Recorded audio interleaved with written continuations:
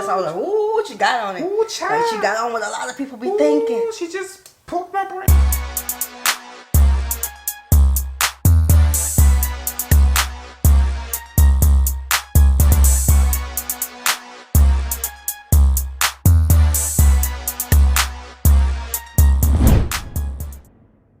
What's good, y'all? It's the Demouchets React, and we're back with another video. Who we got today, C? Today we are back with another reaction.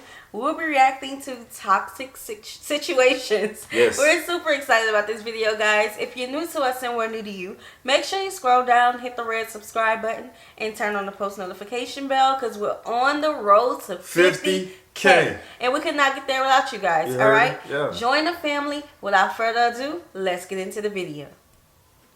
What's something that people glamorize that's actually just extremely toxic? Well-behaved children. A good example of this is the American public school system and how children are taught to be compliant, to not listen to their own voices, and to be quiet. You have to ask permission before you can do anything. You're expected to sit at a desk for 6, 7, 8 hours a day. I agree with that one. With limited breaks, a short So you lunch. don't? And Oh. yeah, you get social interaction, and that's great. But they're just being taught to be robots. I have a 10-year-old, 5-year-old, 4-year-old, and 3-year-old. And I've had more than one person tell me, it's not quiet at your house. It's really loud every time you come over. Yeah, it is, because I allow my children to express themselves. Children are not, I've seen parents who are like, pride themselves on their well-behaved child who listens the very first time they say, hey, go pick that up. Hey, don't do this. Hey, do that. Hey, don't talk to me like that. And the child just goes, yes, ma'am. Yes, sir. No, thank you. I want my child to have a voice and opinion, and they'll learn respect through. Okay. Alright, so I agree with her and then I don't. But then, because, you know what I'm saying, at some point you still want your child to have manners. Right. Let's just say that. You want your child to have manners. But especially when they're home, like, they're going to turn up. Our kids turn up. They know how This to have their fun. house, They know what to do. yeah. They're free. You know what I'm saying? So they're always going to have a space where they can be free. But they're also going to have a space where they should know to be respectful. Right. They know how to behave. Yeah. We're not raising animals. You Right. know? So the thing that I didn't agree with was children just sitting at a desk for 6, 7 hours. No, all children cannot learn that way. Some children need to be able to sit on the floor, be able to move around. You know, another child may, give them a book. They can teach the material to themselves. Teach based on the child and not so much on have the children sit down, have the children ask for permission to go to the restroom. Teach based on your children, not just the system. I think another way that you're trying to go at it is understanding that each child isn't going to learn the way that one teacher is teaching. Exactly. So that teacher has to be so versatile when it comes to all the students, because maybe leaning over to one student and being like, you got it, Johnny?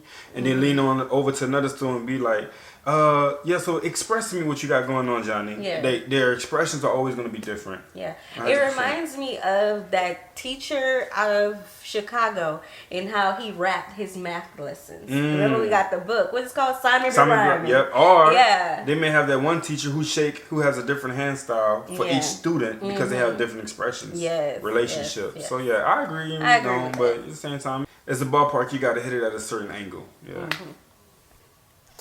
That's actually just extremely toxic. Okay, this might be very unpopular, but here I go. Mission trips. They reinforce the white savior complex. Oh. They can be very harmful, degrading, dehumanizing, and even racist. Oh. For the most part, they're self-serving and self-aggrandizing. What? Are there some good mission trips out there? Of course there are. The most effective ones are the ones who collaborate with the local people, figure out what. But it's because she said it, empower though. Those people to continue to create those programs that will be sustainable long after the white people leave. But those images from your mission trip sure do look good on your church's website, don't they? And on your own personal Facebook profile.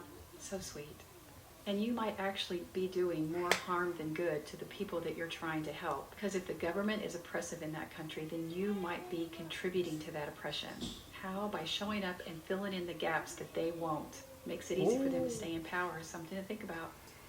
Yo, that is a bar. Yeah, I mean, let's preface this with there are good mission trips out there. There are good churches who do partner with the local communities. That and we is used true. to be a part of a church that did that. They would literally go out the country and literally rebuild communities. Like we witnessed it. You feel me? Houses, Like so that makes sense. But just the fact that it's being voiced. You know what I'm saying? You don't hear too many people who may voice that. You know what I'm saying? So that's... Ooh, that's all like, ooh, what you got on it? Ooh, child. Like she got on what a lot of people be thinking. She just poked my brain. Yeah. Yeah, but there are, I mean, like I said, we were a part of a church community that did the good in the mission trips, but there was some churches that just went for photo ops. Yeah, real talk. And that does make the church look really good. And as if it all that she just said, I ain't gonna repeat it, but what she just said.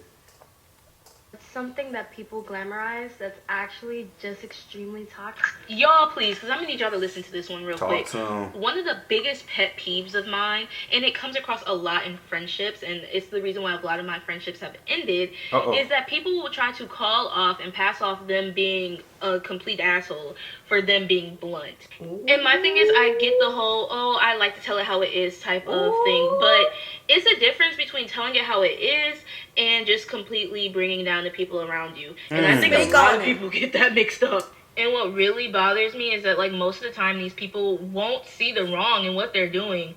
And then they have the nerve to be surprised when nobody wants to be around them. Like, sis, maybe if you didn't just point out all of my insecurities. What's something that people glamorize that's actually just extremely toxic?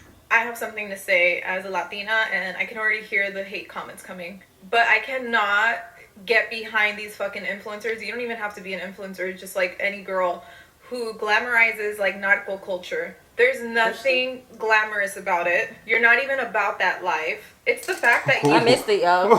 Influencer, just like any girl who glamorizes like nautical culture. There's nothing glamorous about it. You're not even about that life. It's the fact that you think this is like a cute way to get followers, and you think it's like cute to share this with like your teenage like audience. Like, there's nothing cute about it. What makes it worse is that most of these influencers are the same ones that are like, oh, I'll never go to Mexico, it's too dangerous. Yet you're over here fucking talking about how you're about that nautical life and you're a nautical wife and all this bullshit. And on top of that, can we please stop with the, soy tóxica, like, stop with the fucking negative stereotypes about Latinas. Like, it's not cute. Instead, use your platform to spread awareness about important issues, not bullshit. Right. So at the end of the day, I agree. I feel like every influencer need to at least try to express the truth behind whatever it is they're trying to teach and reach out to the generations. Right. Okay, so of course at the ending I understood what she said, but I don't have that type of feed, you know, so I never seen anything like that. But about spreading awareness about things, you know, like how recently we have been reacting to a lot of things about America, and with us reacting to things about America, we are seeing things from a different perspective. Because sometimes you can get complacent in the things that you know already, and you only see it from one pair of lens, your lens. Because when you're in the middle of your stuff, your crap, you won't know that it's crap. You won't know that it's smelly, right? So when you see things from other people's point of view, it's like, hey, you might need to clean that up, girl. You got some flies coming around there. Facts. So yeah, that's why we use our platform, even when we had like less than 10K on other channels. Not even like, 10K. Go lower than that. Yeah, like that's why we don't share about our fate that much anymore, because we came to the realization that, hey, it's our fate. Just because we are, you know, Christians, we don't have to make our platform about that. Because remember, when we came out with the George Floyd video, people was like, oh my God, I've never seen y'all this angry. And yeah. Use your platform for good. Real talk. Yeah, just because I like peanut butter don't mean I'm going to be telling y'all all about it 24/7 whenever chance I get. Right. Same with faith. Just because our faith is very high and we know how we know and we do what we do don't mean it has to be rubbed in every time we on the camera. Exactly. Just like how I love my wife. I may express it.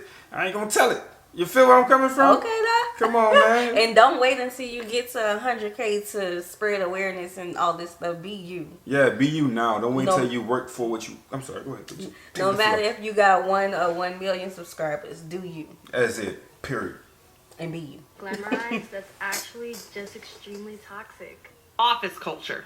Office life. Don't know why we keep telling generation after generation that the ideal lifestyle is a white collar job where you work Monday through Friday in a suit and tie and you just 9 to 5. It's 8 to 5 now. They've stolen 5 extra hours of our week. And when you ask anybody everybody in an office, the vast majority is like, yeah, I'd rather not be here, dude. It is the most depressing place with its fucking cubicles and fluorescent lighting and like these frumpy office clothes that you have to wear and makeup and a daily commute. Constant back pain from sitting in a chair all day. The worst part, hands down, though, is the concept of professionalism where like you can't be too yourself because getting too personal is unprofessional, and yet the only way to establish meaningful connection with another human being is to get personal. So you just spend your life in the perpetual state of small talk, like, oh yeah, the Monday. Bro, that's the weirdest conversations ever. When a person is like, they're not purposely closed, they're professional. And then you up and down, you being, you know, yourself, you're loose, you know what I'm saying? Your hinges is good, you don't need no WD-40, you're free. Then they call you this and that. And then they start name dropping on you behind your back. Yep. Or to the coworker that you're, you know what I'm saying, you cool with. And when they start tattletelling as adults. Man, as adults. Or lying as adults. Ooh, on you. Jesus. Just to get ahead. Can't believe this weather. It's just not good for you. Let's rethink this shit. What's something that people glamorize that's actually just extremely toxic? Literally the whole self-love, self-help, self-growth, just like working on you. But like, hear me out. Like, all those things are good. I'm not saying they're bad. Keep doing you, like, keep working. We're thriving here in 2021. But a lot of people like to focus on, like, all the good aspect of, like, self-help, self-growth, self-love, all that. Like, fitness, nutrition, reading more books, meditating. Amazing. They're all great. But, like, what triggers you? What makes you angry? Why are you insecure? Why... I'm sorry, what was the question? Because what are you talking about? Something people glamorize that is just toxic. Again, what is he talking about? He's saying that people only show the good about self-love, self-growth, that journey, but they're not tapping into what makes them angry, what put them in this position, those type of things. Naturally, we want to see ourselves as, like, perfect. And even if we don't see ourselves as perfect, we don't want to see ourselves as flawed. But, like, what's the point of doing all this, like, self-development if you're gonna fall into the same cycle the next time you, I don't know, go into a relationship or, like, whatever. Super cliche, but accept yourself, flaws and all.